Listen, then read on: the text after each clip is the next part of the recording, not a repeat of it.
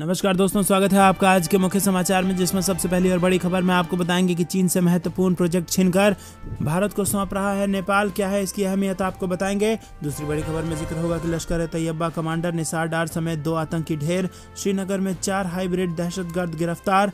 तीसरी बड़ी खबर में जिक्र पोखरण परमाणु परीक्षण की वर्षगांठ का, पीएम मोदी का वैज्ञानिकों को सलाम तो वाजपेयी को किया याद। और इसी के साथ चौथी बड़ी खबर में जिक्र होगा कि श्रीलंका में अपनी कोई सेना नहीं भेज रहा भारत, उच्चायोग ने जारी किया ये बयान। और पांचवी बड़ी खबर में आपको बताएंगे कि आपके पास है राशन कार्ड तो इस खबर पर दे ध्यान, मोदी सरकार ने कर दिया ये बड़ा बदलाव। दोस्तों, हर एक खबर की गहराई में आपको ले जाएंगे, लेकिन उससे पहले अगर आपको भी देश की सेना और पीएम मोदी पर पूरा भरोसा है तो आप अभी इस वीडियो को लाइक कीजिए। चैनल पर नए हैं तो लाल बटन को दबा के चैनल को सब्सक्राइब कीजिए और घंटी बजाकर कमेंट में लिखिए जय हिंद। दोस्तों, रुक करते हैं सबसे पहली और बड़ी खबर की तरफ। चीन से महत्वपूर्ण प्रोजेक्ट छीनकर भारत को सौंप रहा है नेपाल, और कितनी अहम है ये परियोजना ये आपको बता दें दोस्तों कि नेपाल सरकार ने पश्चिमी सेती हाइड्रो पावर प्रोजेक्ट के विकास को लेकर भारत से बातचीत करने का फैसला किया है। बता दें कि इस प्रोजेक्ट को लेकर नेपाल इससे पहले चीन के साथ बातचीत कर रहा था। नेपाली मीडिया रिपोर्ट्स के मुताबिक साल 2012 से 17 में इस हाइड्रो पावर प्रोजेक्ट को लेकर चीनी कंपनियों से समझौता किया गया था, लेकिन अब नेपाल के पीएम शेर बहादुर देउबा ने जानकारी दी है कि सेती हाइड्रो पावर प्रोजेक्ट को लेकर नेपाल भारत से बातचीत कर रहा है। रिपोर्ट्स के मुताबिक इससे 1250 मेगावाट की बिजली पैदा की जा सकती है। देउबा ने बताया है कि पीएम नरेंद्र मोदी 16 मई लुम्बिनी आ रहे हैं और इसी दौरान उनसे पश्चिमी सेती हाइड्रो पावर प्रोजेक्ट को लेकर बातचीत की जाएगी। उन्होंने आगे बताया है कि चूंकि भारत नेपाल में चीनी कंपनियों द्वारा उत्पादित ऊर्जा खरीदने को लेकर अनिच्छुक हैं, ऐसे में हम भारतीय डेवलपर्स की भागीदारी के लिए पीएम मोदी से बात करेंगे। बता दें कि नेपाल के सुदूर पश्चिम प्रदेश में सेती नदी पर यह हाइड्रो पावर प्रोजेक्ट बनना है, जो कि 1250 मेगावाट की परियोजना है। रुक करते हैं अगली बड़ी खबर की तरफ। अनंतनाग मुठभेड़, लश्कर ए तैयबा कमांडर निसार डार समेत 2 आतंकी हुए ढेर, श्रीनगर में 4 हाइब्रिड दहशतगर्द हुए गिरफ्तार। जहां दोस्तों अनंतनाग मुठभेड़ में आतंकी संगठन लश्कर ए तैयबा का कमांडर निसार डार और उसका साथी मारा गया है। निसार का मारा जाना सुरक्षा बलों के लिए बड़ी कामयाबी है। निसार स्थानीय युवाओं को लालच देकर आतंकवाद की ओर ले जाता था और वो कई आतंकी हमलों को अंजाम देने और साजिश रचने में शामिल रहा है। अनंतनाग में जारी मुठभेड़ को पुलिस, सेना और सीआरपीएफ की संयुक्त टीम अंजाम दे रही है। उधर श्रीनगर में सुरक्षा बलों को बड़ी सफलता मिली है। पुलिस और सेना की राष्ट्रीय राइफल्स ने बेमीना इलाके से 4 हाइब्रिड आतंकियों को गिरफ्तार किया है। आतंकियों के पास से 4 पिस्टल बरामद हुए हैं। पुलिस आतंकियों से पूछताछ कर रही है। दोस्तों, रुक करते हैं अगली बड़ी खबर की तरफ। पोखरण परमाणु परीक्षण की वर्षगांठ, पीएम मोदी का वैज्ञानिकों को सलाम, वाजपेयी को किया याद। जी हाँ दोस्तों, पीएम मोदी ने ट्वीट किया, राष्ट्रीय प्रौद्योगिकी दिवस पर आज हम अपने उत्कृष्ट वैज्ञानिकों और उनके प्रयासों के प्रति आभार व्यक्त करते हैं। उनके प्रयासों से 1998 में हमें पोखरण परमाणु परीक्षण में सफलता हासिल हुई। उन्होंने कहा कि हम अटल जी के कुशल नेतृत्व को भी गर्व से याद करते हैं, जिन्होंने उत्कृष्ट राजनीतिक साहस और राजनीतिक कौशल का परिचय दिया। ज्ञात हो कि भारत के वैज्ञानिक कौशल और तकनीकी प्रगति को चिन्हित करने के लिए 1999 में 11 मई के दिन को ही राष्ट्रीय प्रौद्योगिकी दिवस के रूप में मनाया जाता है। दोस्तों, रुक करते हैं अगली बड़ी खबर की तरफ। श्रीलंका में अपनी कोई सेना नहीं भेज रहा है भारत, उच्चायोग ने जारी किया ये बयान। जी हाँ दोस्तों, श्रीलंका में आर्थिक संकट के बाद गृह युद्ध जैसे हालात हैं। ऐसे में खबरें आ रही हैं कि भारत श्रीलंका में अपनी सेना भेज रहा है। हालांकि एक बार फिर इन अफवाहों पर विराम लगाते हुए भारत ने साफ कर दिया है कि वो श्रीलंका के लोगों के साथ है और इस तरह की खबरें केवल अफवाह हैं। भारतीय उच्चायोग ने श्रीलंका में अपनी सेना भेजने के बारे में मीडिया पर, सोशल मीडिया पर चल रहे रिपोर्टों का स्पष्ट रूप से खंडन किया है। कोलंबो में भारतीय उच्चायोग ने कहा कि इस तरह की रिपोर्ट और रुख भारत सरकार की स्थिति के अनुरूप नहीं है। भारतीय उच्चायोग ने ट्वीट कर कहा कि भारत के विदेश मंत्रालय के प्रवक्ता ने कल स्पष्ट रूप से कहा था कि भारत श्रीलंका के लोकतंत्र, स्थिरता और आर्थिक सुधार का पूरा समर्थन करता है। बता दें कि श्रीलंका के मीडिया और नेशनल मीडिया पर इस तरह की खबरें चल रही हैं कि भारत पड़ोसी राज्य में अपनी सेना भेज रहा है। वहीं दोस्तों, आपको बता दें कि इस वक्त श्रीलंका में हालात बेहद खराब हैं। इमरजेंसी लगने के बाद लोग उग्र हो गए हैं। श्रीलंका में भारतीय उच्चायोग ने मंगलवार को स्थानीय सोशल मीडिया में यानी उन खबरों को फर्जी और बिल्कुल गलत करार दिया जिसमें श्रीलंका के पूर्व प्रधानमंत्री महिंदा राजपक्षे और उनके परिवार के सदस्यों के भारत भाग जाने की अटकलें लगाई गई थी। श्रीलंका में गंभीर आर्थिक संकट के चलते सरकार विरोधी प्रदर्शन तेज होने के बीच महिंदा राजपक्षे ने सोमवार को प्रधानमंत्री पद से इस्तीफा दे दिया था। भारतीय उच्चायोग ने एक बयान में कहा कि उच्चायोग ने हाल में सोशल मीडिया और मीडिया के कुछ हिस्सों में फैलाई जा रही अफवाहों का संज्ञान लिया है कि कुछ राजनीतिक व्यक्ति और उनके परिवार भारत भाग गए हैं। भारतीय उच्चायोग ने कहा यह फर्जी और बिल्कुल झूठी खबर है जिनमें कोई सच्चाई नहीं है। उच्चायोग इनका पुरजोर खंडन करता है। दोस्तों रुक करते हैं अगली बड़ी खबर की तरफ। अगर आपके पास भी है राशन कार्ड तो ध्यान से सुने ये खबर मोदी सरकार ने किया है इसमें बड़ा बदलाव। जी हाँ दोस्तों, आपको बता दें कि केंद्र सरकार देश में गरीब और मध्यम वर्ग के लिए कई तरह की सहायता करती है। केंद्र सरकार आर्थिक रूप से पिछड़े लोगों के लिए कई तरह की योजनाएं लाती रहती है जिससे उनकी मदद की जा सके। उन्हीं में से एक योजना का नाम है प्रधानमंत्री गरीब कल्याण अन्न योजना, जिसके तहत देश के गरीब लोगों को मुफ्त चावल, गेहूं, राशन की मदद दी जाती है। इस योजना का लाभ राशन कार्ड धारकों को दिया जाता है। बता दें कि केंद्र सरकार ने इस योजना के तहत मिलने वाले गेहूं और चावल के कोटे में बड़ा बदलाव किया है। सरकार ने गेहूं के कोटे को घटा दिया है और चावल के कोटे को बढ़ा दिया है। ये बदलाव कुछ राज्यों और केंद्र शासित प्रदेशों में किया गया है। इस बदलाव के बाद इन राज्यों के लोगों को पहले के मुकाबले कम गेहूं और ज़्यादा चावल मिलेगा। दोस्तों रुक करते हैं अगली बड़ी खबर की तरफ। चीन और पाकिस्तान के बीच शुरू हो गई रात, ड्रैगन की खुली धमकी, कहा मेरे 300 अरब दो वरना अंधेरे में रहो। जहां दोस्तों चीन इन दिनों दुनिया के छोटे देशों को अपने कर्ज के जाल में फंसाना चाहता है। कई देश इसकी जाल में फंस भी चुके हैं और कई पर निरंतर इसकी नज़र है। श्रीलंका में इस वक्त भयानक स्थिति है। पिछले 1 महीने से ज़्यादा समय से देश भयानक मंदी की मार झेल रहा है। खाने पीने की चीज़ों के दाम आसमान छू रहे हैं। सरकार का विदेशी राजस्व खत्म हो चुका है और अर्थव्यवस्था पूरी तरह गर्त में चली गई है। ये सब कराया धराया चीन का है। श्रीलंका चीन के बहकावे में आकर उसके कर्ज जाल में फंस गया है। चीन छोटे देशों के अर्थव्यवस्था की चाबी अपने हाथों में लेना चाहता है। इसके पीछे चीन की साजिश ये है कि जब ये देश कर्ज अदा ना कर पाए तो इनके एयरपोर्ट, बंदरगाहों के अलावा सैन्य बेसों पर कब्जा कर अपने सैनिकों की तैनाती कर दिया जाए। पाकिस्तान की भी इन दिनों बुरी स्थिति है। यहाँ पर भी उसका सदाबहार दोस्त ड्रैगन कई सारी परियोजनाओं पर काम कर रहा है, लेकिन दोनों के बीच इतनी जल्द रार आ जाएगी कि ये किसी को पता ही नहीं था, क्योंकि चीन ने धमकी भरे लहजे में पाकिस्तान से कहा कि वो उसके 300 अरब चुका दे वरना पूरे मुल्क को अंधेरे में डाल देगा। दोस्तों रुक करते हैं अगली बड़ी खबर की तरफ।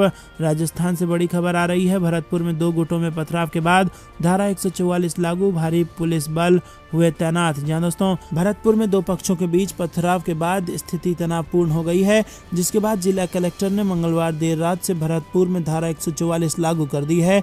वहीं घटना प्रभावित क्षेत्रों में भारी पुलिस बल तैनात किया गया है। जिले में धारा 144 लागू होने के बाद किसी प्रकार के जुलूस, रैली और भीड़ भाड़ वाले धार्मिक आयोजन करने से पहले जिला प्रशासन की अनुमति लेनी पड़ेगी। अगर कोई व्यक्ति अपने घर की छत, दुकान या मकान परिसर में पत्थर या बोतल आदि का संग्रह करते पाया गया तो उस पर कानूनी कार्रवाई की जाएगी। बुध की हाट क्षेत्र में सोमवार की देर रात 2 समुदाय आपस में भिड़ गए, जिसके बाद दोनों पक्ष ने जमकर एक दूसरे पर पत्थर और कांच की बोतलों से हमला कर दिया। हमले में एक राहगीर घायल हो गया। जानकारी के अनुसार 2013 में भी दोनों समुदाय के बीच झगड़ा हुआ था।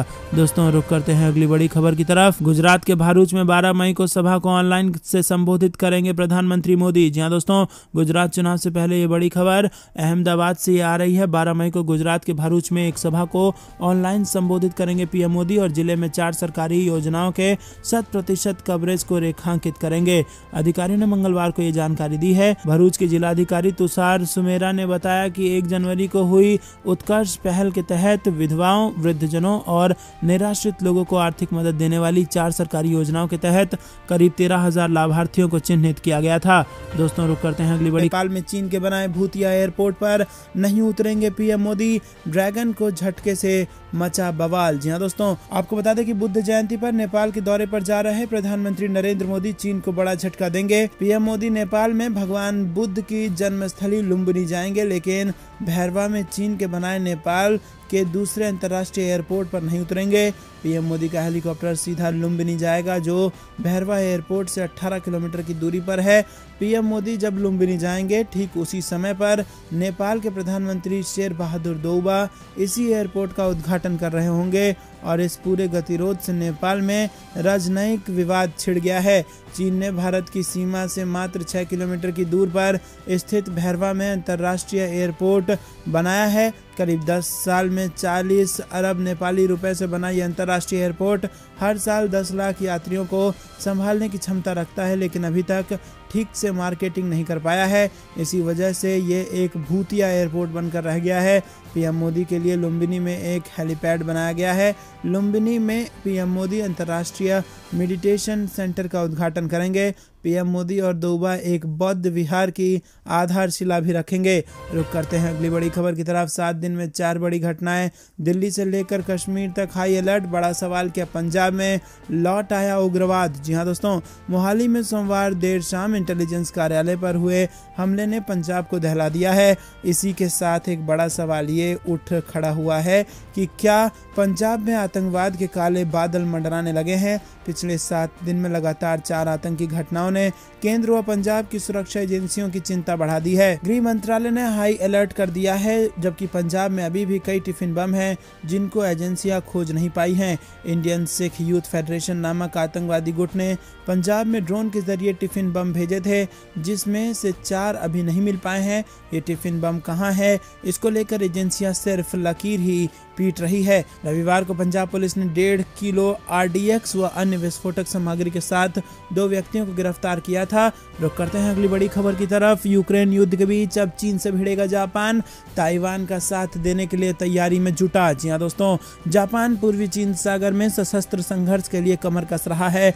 एक मीडिया रिपोर्ट में कहा गया है कि जापान अपनी तैयारियों को इसलिए भी पुख्ता कर रहा है क्योंकि यूक्रेन पर रूसी आक्रमण के मद्देनजर ताइवान पर चीन के आक्रमण की संभावना बढ़ रही है। सिंगापुर पोस्ट ने बताया कि सोलोमन द्वीप समूह के साथ एक सुरक्षा समझौते पर हस्ताक्षर करने के बाद चीन ने प्रशांत क्षेत्र में अपनी सैन्य गतिविधियों को बढ़ा दिया है। चीन और सोलोमन ने हाल ही में पुष्टि की है कि उन्होंने एक अलग सुरक्षा समझौते पर हस्ताक्षर किए हैं और अमेरिका और उसके सहयोगियों को डर है कि इस समझौते के तहत ऑस्ट्रेलियाई तट से 2000 किलोमीटर से कम दूरी पर चीनी नौसैनिक अड्डा बन सकता है। रुक करते हैं अगली बड़ी खबर की तरफ। पूर्वी लद्दाख में गतिरोध, जनरल पांडे बोले सीमा विवाद को लंबा खींचना चाहता है चीन, यथास्थिति को बदलने नहीं देगी भारत की सेना। जी हां दोस्तों, सेना के नए प्रमुख जनरल मनोज पांडे ने स्पष्ट कहा कि सेना उत्तरी सीमा पर यथास्थिति बदलने नहीं देगी। विवाद का निपटारा एक तरफा नहीं हो सकता, इसे बातचीत के जरिए ही सुलझाया जा सकता है। जनरल पांडे ने चीन पर मीडिया के साथ बातचीत में कहा कि चीन के साथ संबंध सुचारू करने के लिए पूरा देश और विभिन्न एजेंसियां कई स्तर पर काम कर रहे हैं। जहां तक सेना का सवाल है, वो LAC पर यथास्थिति को किसी भी कीमत पर नहीं बदलने देगी। सेना पूर्वी लद्दाख समेत पूरे LAC के अहम सामरिक ठिकानों पर अपना दबदबा कायम रखे हुए है ताकि यथास्थिति बदलने की किसी भी कोशिश को नाकाम किया जा सके। अच्छी बात यह है कि पूर्वी लद्दाख को लेकर कूटनीतिक और सैन्य स्तर पर बातचीत जारी है और इसी बातचीत के जरिए पैंगोंग, गोगरा और गलवान में दोनों पक्ष पीछे हटने में कामयाब हुए। बाकी विवादित जगहों पर बातचीत जारी है। एक सवाल के जवाब में सेना प्रमुख ने कहा कि सीमा पर फौज की पर्याप्त तैनाती, उत्तम तकनीक से लैस हथियार व सैन्य उपकरण और दाव पेच में लगातार बदलाव किया जा रहा है ताकि किसी भी हालात से निपटा जा सके। सेना प्रमुख के मुताबिक दुनिया के भू राजनीतिक स्थिति में लगातार बदलाव हो रहे हैं और सेना उसी हिसाब से अपनी योजना पर काम कर रही है। रुक करते हैं अगली बड़ी खबर की तरफ। अमित शाह का ऐलान, देश में होगा जनगणना, जन्म मृत्यु के रजिस्टर को जोड़ा जाएगा। जहां दोस्तों, केंद्रीय गृह मंत्री अमित शाह ने सोमवार को कहा कि देश में अगली जनगणना जनगणना होगी और यह अगले 25 साल के लिए विकास संबंधी नीतियों को आकार देगी। उन्होंने कहा कि 2024 तक देश में सभी जन्म और मृत्यु को जनगणना से जोड़ दिया जाएगा, जो अपने आप अपडेट होता रहेगा। कोरोना महामारी के चलते जनगणना प्रक्रिया में देरी हुई है। वहीं आपको बता दें कि अमीन गांव में जनगणना कार्यालय का उद्घाटन करने के बाद उन्होंने कहा कि 100% सटीक गणना सुनिश्चित करने के लिए जनगणना प्रक्रिया का डिजिटलीकरण किया गया है और कई पहलुओं के चलते जनगणना जरूरी है। आबादी को लेकर संवेदनशील असम जैसे राज्यों के लिए तो ये और भी अहम है। दोस्तों रुक करते हैं अगली बड़ी खबर की तरफ। इस महीने फिर गुजरात जाएंगे अमित शाह, जहां कभी नहीं जीते उन सीटों पर होगा फोकस। जी हां दोस्तों, गुजरात विधानसभा चुनाव में अभी 6 महीने का वक्त बाकी है, लेकिन भाजपा पूरी तरह से सक्रिय हो गई है। होम मिनिस्टर अमित शाह इस महीने एक बार फिर गुजरात का दौरा कर सकते हैं और इस दौरान वो देवभूमि द्वारका, अहमदाबाद, केढ़ा और गोधरा जा सकते हैं। इसके अलावा वो कुछ मीटिंग में भी शामिल होंगे, जिसमें चुनाव के लिए भाजपा की तैयारियों का जायजा लेंगे। यही नहीं, कई कल्याणकारी और इंफ्रास्ट्रक्चर प्रोजेक्ट का इस दौरान वो उद्घाटन भी कर सकते हैं। पार्टी सूत्रों का कहना है कि भाजपा उन सीटों पर फोकस करने की तैयारी में है जहां अब तक उसे जीत नहीं मिल सकी है। दोस्तों रुक करते हैं अगली बड़ी खबर की तरफ। शाहीन बाग के बाद मंगोलपुरी और न्यू फ्रेंड्स कॉलोनी पहुंचे एमसीडी के बुलडोजर, अतिक्रमण पर एक्शन जारी। जी हाँ दोस्तों, आपको बता दें कि अवैध निर्माण और अतिक्रमण पर कार्रवाई के लिए जहांगीरपुरी से शुरू हुआ बुलडोजर मंगोलपुरी और न्यू फ्रेंड्स कॉलोनी तक जा पहुंचा है। इस कार्रवाई के लिए नगर निगमों ने पहले से ही पूरी तैयारी कर ली थी। दोनों ही जगहों पर स्थानीय लोगों के संभावित विरोध को काबू भारी संख्या में पुलिस और पैरामिलिट्री फोर्स को तैनात किया गया। आपको बता दें दोस्तों की जानकारी के अनुसार शाहीन बाग के बाद मंगलवार को उत्तरी दिल्ली नगर निगम द्वारा दिल्ली के मंगोलपुरी में अतिक्रमण विरोधी विध्वंस अभियान चलाया जा रहा है। भारी सुरक्षा व्यवस्था के बीच ये अभियान चलाया जा रहा है। कार्रवाई की जानकारी मिलते ही मौके पर पहुंचे आम आदमी पार्टी के विधायक मुकेश अहलावत ने इसे रोकने की कोशिश की, जिन्हें पुलिस ने हिरासत में ले लिया है। विधायक मुकेश अहलावत ने कहा कि जब लोगों ने क्षेत्र खाली कर दिया है तो नॉर्थ एमसीडी उन्हें घेरकर बुलडोजर का इस्तेमाल कर असुविधा क्यों पैदा कर रहे हैं। हम इसके खिलाफ हैं और इसे रोका जाना चाहिए। उन्हें पहले ये साबित करना होगा कि वहां अतिक्रमण है। इसके बाद पुलिस ने उन्हें हिरासत में ले लिया। दोस्तों रुक करते हैं अगली बड़ी खबर की तरफ। बीजेपी में सियासी तपिश के बीच जेपी नड्डा का राजस्थान दौरा, जाने पूरा कार्यक्रम। जी हाँ दोस्तों, राजस्थान विधानसभा चुनाव 2023 से पहले सीएम फेस को लेकर प्रदेश भाजपा में चल रही खींचतान के बीच राष्ट्रीय अध्यक्ष जेपी नड्डा 10-11 मई को राजस्थान के प्रवास पर रहेंगे। जेपी नड्डा 10 मई को श्रीगंगानगर जिले के सूरतगढ़ में बीकानेर संभाग के बूथ कार्यकर्ता सम्मेलन को संबोधित करेंगे। नड्डा कार्यकर्ताओं को टिप्स देंगे। जेपी नड्डा 11 मई को हनुमानगढ़ में जिला कार्यालय समेत 11 जिला भाजपा कार्यालयों का वर्चुअल उद्घाटन करेंगे और इसके अलावा 4 भाजपा कार्यालयों का भूमि पूजन भी किया जाएगा। राजस्थान प्रदेश प्रभारी अरुण सिंह ने बताया कि सुबह 11 बजे उद्घाटन कार्यक्रम होगा। जेपी नड्डा श्रीगंगानगर, बीकानेर, धौलपुर, अजमेर, नागौर, चित्तौड़गढ़, बांसवाड़ा, उदयपुर और अलवर जिले के कार्यालयों भवनों का उद्घाटन करेंगे। जिसके अलावा जेपी नड्डा दौसा, चूरू, प्रतापगढ़ और बारां के जिला भाजपा कार्यालय भवनों का भूमि पूजन करेंगे। रुक करते हैं अगली बड़ी खबर की तरफ। मंडरा रहा है युद्ध का खतरा। चीन ने 18 फाइटर विमान के साथ दूसरी बार ताइवान में की बड़ी घुसपैठ। जी हाँ दोस्तों, आपको बता दें कि एक तरफ जहां पूरी दुनिया रूस और यूक्रेन के बीच चल रहे युद्ध को किसी तरह खत्म करना चाहती है, तो वहीं दूसरी तरफ चीन और ताइवान के बीच में युद्ध का खतरा लगातार बढ़ता जा रहा है। दरअसल दोनों देशों के बीच लंबे समय से तनाव बना हुआ है, लेकिन 6 मई 2022 को चीन ने एक बार फिर ताइवान में बड़ी घुसपैठ करते हुए इस टेंशन को और बढ़ा दिया है। दरअसल शुक्रवार को चीन के 18 फाइटर विमान ताइवान के वायु क्षेत्र में घुस गए। इसके बाद ताइवान के वायु सैनिक ने इन्हें खदेड़ दिया। रुक करते हैं अगली बड़ी खबर की तरफ।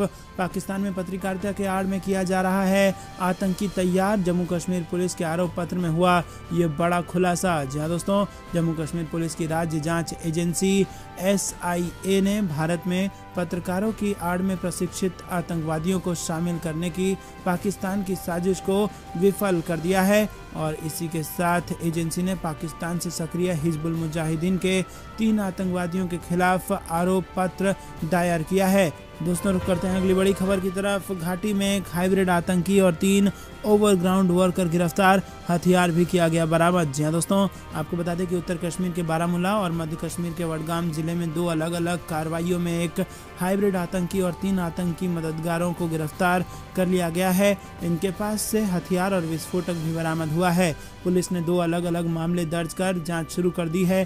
सुरक्षा बलों ने आतंकियों की मौजूदगी की सूचना मिलने पर बारामूला में नाका लगाया था। जांच के दौरान 2 संदिग्ध व्यक्ति दिखे। सुरक्षा बलों को देखकर उन्हें भागने की कोशिश उन्होंने की, लेकिन दोनों को पकड़ लिया गया और इनकी पहचान आशिक हुसैन लोन निवासी, हैदर मोहल्ला उस्कारा, बारामूला और उजैन अमीन के रूप में की गई है। आपको बता दें कि दोनों के पास से 1 पिस्टल, 1 मैगजीन, 8 कारतूस, 2 हैंड ग्रेनेड और 2 UBGAL ग्रेनेड सहित आपत्तिजनक सामग्री और विस्फोटक बरामद किया गया है। रुक करते हैं अगली बड़ी खबर की तरफ। उत्तरी कमान के कमांडर द्विवेदी बोले, सीमा पार 6 बड़े और 29 छोटे आतंकी शिविर सक्रिय।